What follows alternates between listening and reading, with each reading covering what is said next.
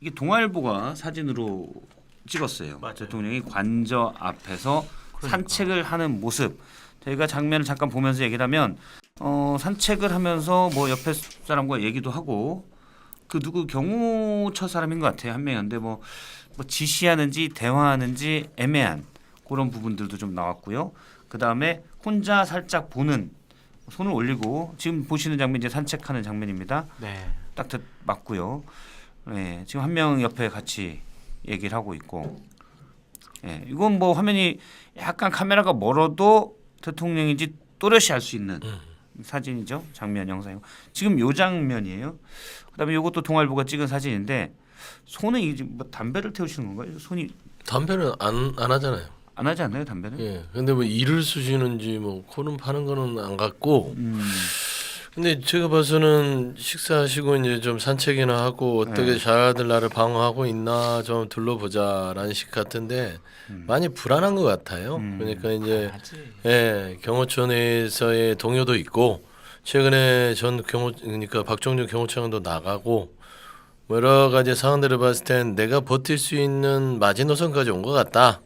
라는 어떤 생각도 좀 갖고 있는 것 같고요. 예. 그러니까 일단은 말씀한 대로 여러 가지의 생각이 있겠으나 그래도 하나는 만족하고 있는 것 같아요. 최근에 어떤 본인의 여론전이 통했다. 뭐 여론조사라든지 뭐 여러 개 본인이 한 번에 무너질 줄 알았는데 그래도 42일을 버티면서 내가 이 여론조사를 여기까지 끌어올린 게 내가 한번 잡혀가더라도 한번 해볼 만하겠다. 라는 여전한 망상 속에서의 어떤 그런 모습이지 않을까. 근데 이제 내심은 엄청 지금 뭐 쫄려 있겠죠. 예.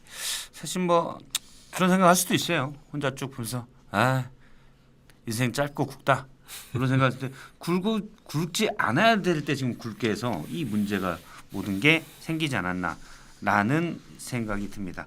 최근에 경호처가 완전히 갈라진 모습입니다.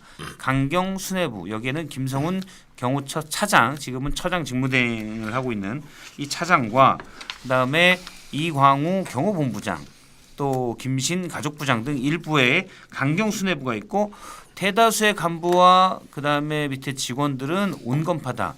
이러다 내 인생만 꼬이는 것 아니냐라는 걱정 그리고 불법적인 영장 집행을 방어하는 자체가 불법적인데 내가 나설 수 없다 이런 게 있습니다. 체포영장 집행에 대해서 일부에서는 뭐 내일도 그냥 태핑 한번 해보고 그다음 또 할 수 있다. 왜냐하면 설 연휴까지 영장 집행 시기가 있다라고 알려져 있기 때문에 그런 의견도 있고 이번 주 안에 완료가 될 것 같습니까? 어떻습니까? 성공 여부까지 같이 좀 얘기를 해주신다면. 일단은 성공 여부가 아니라 이미 계획들이라든지 준비한 걸 보면 저번 1차 집행과는 아예 달라요. 법적 절차까지 다 검토가 됐고 그다음에 형기대 마수대 뭐 이런 이 말하자면 이 좀 전문 용어로 이쪽 분야에서는 나름 선수들을 다 모아놨어요. 그러니까 이게 강력 범죄자들을 체포하는 데는 선수들입니다.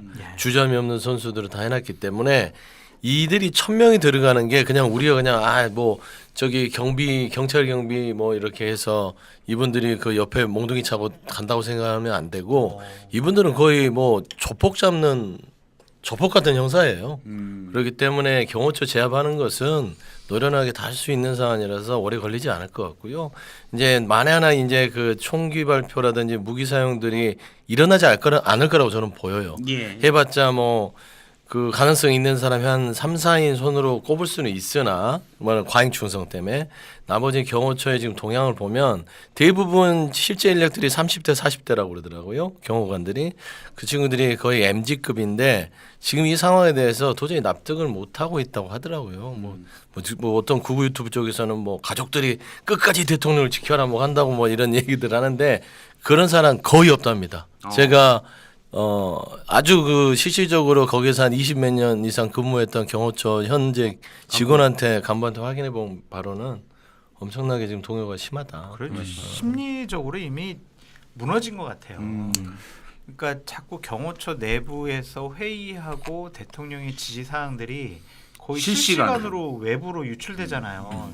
이거는 우리가 윤석열 대통령을 왜 지켜? 그런 마음이 있으니까 자꾸 정보가 새는 거다. 그러면 이미 무너졌다. 정말 경호처는요 내 목숨을 걸고 대통령을 지키는 집단이잖아요. 그렇죠.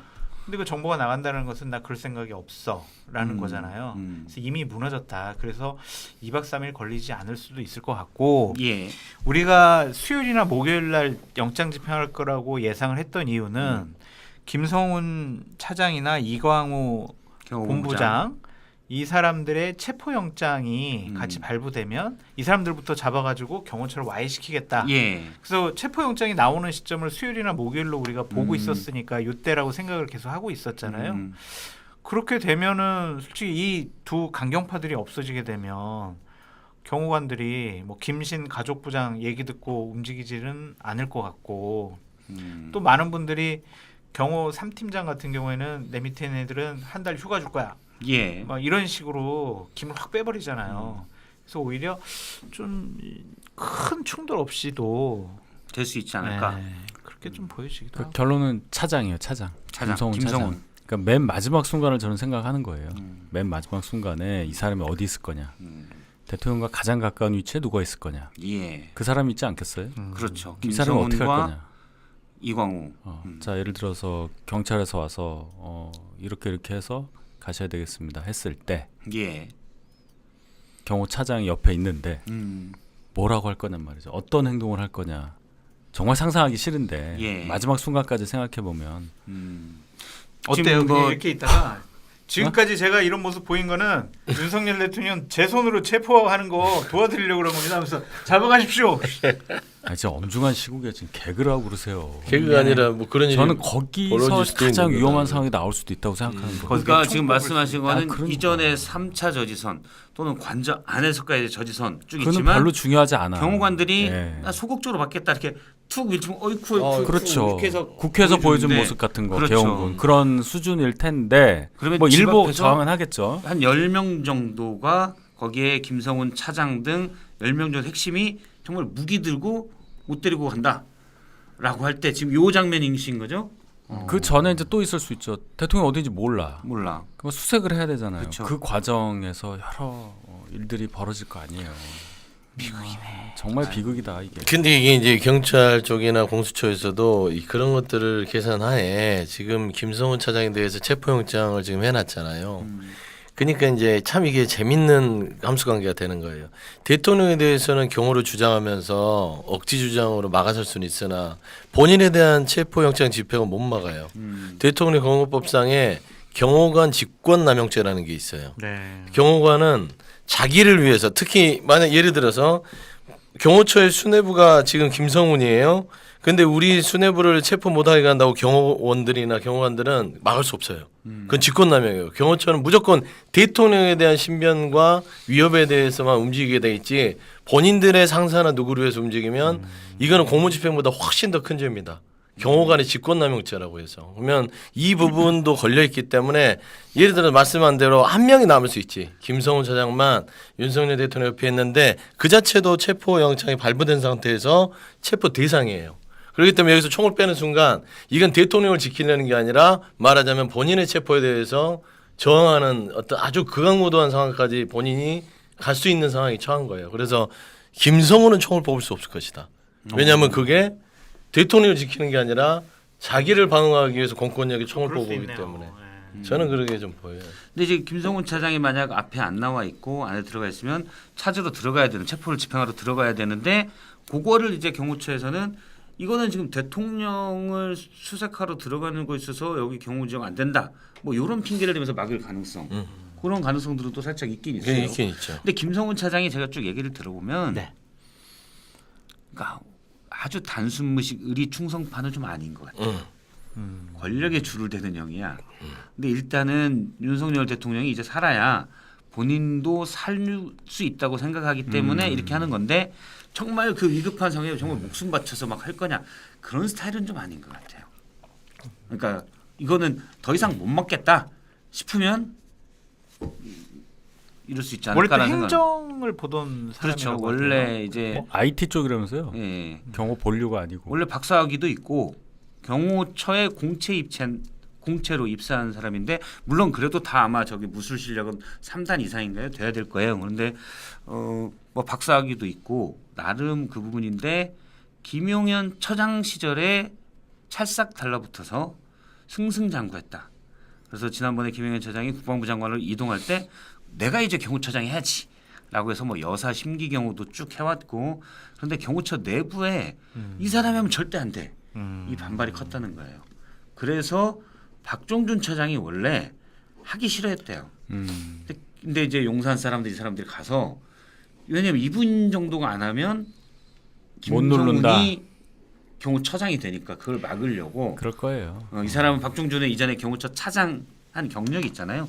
그래서 데리고 왔다고 그러더라고요. 네, 그래서 근데 김성훈이 어제 SBS 보도에 뭐 또 있는데 그 장면을 먼저 잠깐 보도록 할까? 혹시 준비가 됐나요? SBS 보도 보니까 저게 있었어요. 김성훈 차장이 지난해 9월에 김건희 여사 생일날 그 화면은 안 나옵니다. 화면은 안 나는데 마이바 의전 차량을 동원했다. 마이바 저 차량인데 이 트렁크에 풍선하고 선물 생일 축하 현수막 그러니까 우리 저거 프로포즈 할 때 하는 거 있잖아요. 들면 트렁크 열리면 쫙 생일 축하합니다 하고 풍선 샥샥 날아가고 요런 걸 기획해서 했다는 거예요. 별짓을 다 하네. 그러니까 이제 정치 잘하네. 심기경호를 한 거야. 심기경호. 여사 그러니까 심기경호. 경호라는 게 신기경호도 하고 다 하는 거죠. 그게 말하자면 수뇌부까지 가는데 필요하다면 하는데 참 꼴사납네요. 그러니까 물론 이제 뭐 여사님 축하드립니다 이렇게 할 수는 있으나 지금 뭐 하는 겁니까? 그 차 뒤에다가 그게 사실이라면 문 열면 풍선 나오는 뭐 드라마나 이런 3류 드라마에 나오는 그런 걸 했다는 소리 아니에요. 우리 여사님 최고 뭐 이런 거. 그 몽실통통님 연예인이냐 이런 얘기 주신 거. 그다음에 최주건님, 주기님 프로포즈 한 거냐 이런 의견도 주셨습니다. 그거 왜 했겠냐고요? 왜? 잘 보이려고. 아니야. 아니에요? 여사님이 좋아하니까 했겠지. 아 그러니까. 예. 만약 그런 분이 여사님이 이런 걸 싫어하고 막 저런 거 경호원들이 하면 안 된다라는 평상시에 생각과 판단이 있었다, 분위기가 있었다. 그러면 저런 거 못하지. 근데 여사님이 너무 선물 좋아하는 받는 거 거지. 좋아하시잖아요. 많이 좋아하죠. 그러니까 야 저런 이벤트 해주면은 아이고. 옆에서 우리 윤희석 선생님이 뭐? 저기 혀를 차셔가지고 아이고. 아니요. 제가 뭐 창피해, 이런 얘기 나오면 제가 이제 창피하다. 물을 계속 마시 이게 술처럼 마시는 거예요. 못 마시니까. 술처럼 마시고. 그러니까 지금 뭐한 짓이야? 그러한 분위기가 팽배했다라고 팽배했다. 볼 수밖에 없죠. 우리 의견에 이제 저희 보고 좀 너무한다고 하신 분도 있습니다. 네? 뭐라고? 로킷 임임인가요? 임님께서 생일빵 좀 한다고 겁나 그러지 마라라는 의견을 또 생일빵 하고 있는데 너무 그러지 마라라고 의견 근데 주셨고요. 저기 경호원분들이잖아요. 비상사태, 불의의 사고를 방어하기 위해서 24시간 그 긴장을 계속 유지해야 되는 분들이거든요. 예. 근데 저런 풍선을 이제 이벤트 기획하려고 생각을 하고 풍선 몇 개 할까부터 시작을 해서 자 이제 몇 시에 뭐 언제 이런 거를 여사님한테 들까 그런 고민을 했을 거 아니야. 저 사람들은 경호를 어떻게 잘할까 그걸 연구해야 되는 사람인데 어떻게 하면 여사님 기쁘게 해주지? 이 지금 뭐 새로운 풍속도 있어요. 그러니까 뭐 만약 회사라고 하면 시큐리티 앤 이벤트 뭐 이렇게 해가지고 시큐리티도 하고 이벤트도 같이 하는 심기경호까지 책임진다. 뭐 이런 슬로건.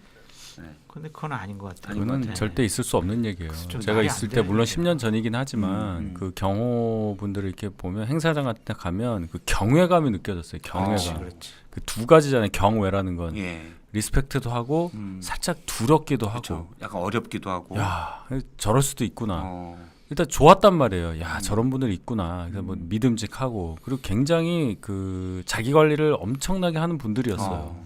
그러니까 가끔 보면 저희가 이제 못 이렇게 선을 넘을 수가 있어요. 여기까지 못 들어가는데 들어가는 경우도 몰라서 예. 그럴 때 이제 제지를 딱 하는데 그때 이제 반발할 수도 있잖아요. 네. 아니 나 뭐 갈 수도 있는 사람인데 이럴 수 있는데 이분들 그러니까 그런 게 있단 말이에요. 그 정도의 인정해줬구나. 권위가 있어야 그걸 그렇죠. 몸으로 딱 이렇게 그렇다고 뭐 물리력 힘이 세다 이런 뜻이 아니에요. 그 권위가 있단 권위가. 말이에요. 그런 조직이에요. 그러니까 우리가 단순하게 뭐 심기경호 뭐 이런 얘기가 이제 장세동 옛날 예. 경호실장 때문에 퍼진 건데 그런 데 쓰이는 조직이 아닙니다. 되게 그렇죠. 귀중한 조직이에요. 귀중한 조직인데 제가 보기에 아마 내부 제보가 된 걸 텐데 그거는 아마 풍선 이벤트 하는 거 보고 같이 있던 경호관들이 자괴감을 느껴서 아마 제보를 했지 않았나. 그 반려견에 옷 입혀가지고 경호 마크 찍었다는 거 아니에요. 아 그것도 좀 그 톨인지 어떤 반려견인지 모르겠지만 반려견 옷인데 그 경호 마크를 딱 찍어가지고 1호 반려견 경호 근데 예전에 기억날 거예요. 김건희가 그 뭐지 반려견의 옷을 입혔는데 경찰 비슷한 그걸 입혔더니 되게 좋아 보이더라는 그런 내 인터뷰를 본 적이 한 번 있어요. 그래요? 네, 있어요. 제 기억에 딱 그 생각이 들더라고요. 그러니까 대통령 배우자가 좋아하는 것들에 대해서 경호처가 신기 경호를 하려고 했던 건 맞아요. 그래서 잘 보여서 실세가 또 김건희였고. 김건희. 그러니까 따지고 보면은 김성훈이나 여기도 윤석열 라인, 김용현 라인보다 언론상에 뭐가 많이 나오면 김건희 라인이에요. 그러니까 그렇게 라인들을 타서 들어왔다는 것들이 이미 이제 공식적으로 있고 경호처 내에서 그걸 모르겠어요.